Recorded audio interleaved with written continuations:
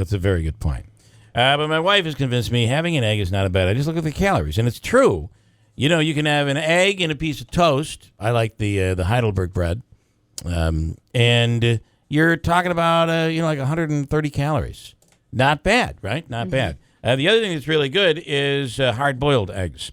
And I got to tell you that I was watching Rachel Ray, I don't know, 5 years ago. And she came up with this fix of how to, and Andrew, you're big on hard-boiled eggs, on how to peel hard-boiled eggs.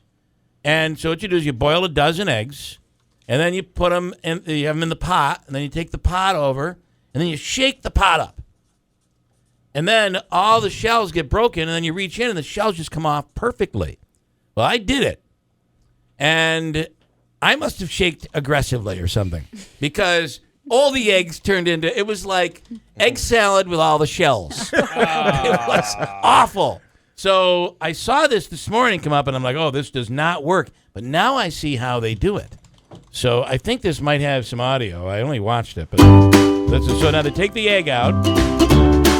How to peel a dozen eggs. You boil the eggs with 1 tablespoon of baking soda, put them in a plastic container with water, and then you shake for 15 to 20 seconds pretty hard.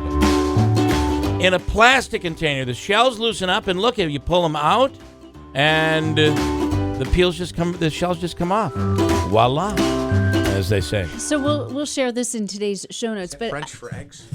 Voila. Yeah. Voila. But I do have a question. You don't just take them from the hot water and put them into a container and shake them, or do you?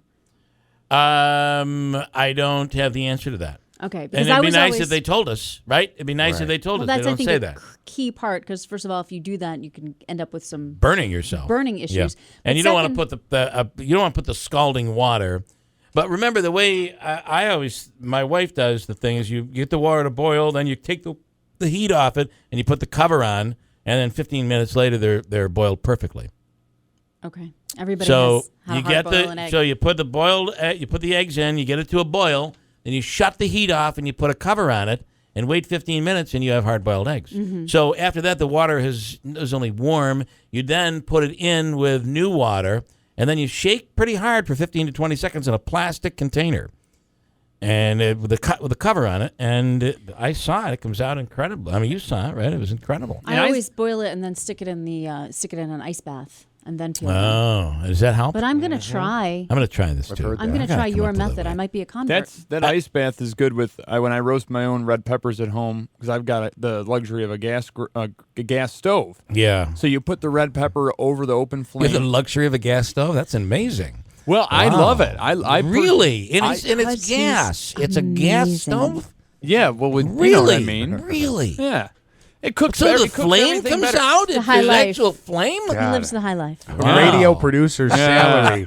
The luxury this kid lives in. I won't tell you the age of said stove, but all right. But no, you put the red pepper on the open flame, and you do it. You keep turning it until it's charred. Really? And then you throw it into until you throw it into the ice bath, and it peels all the skin off. You got roasted red pepper. Well, there you go.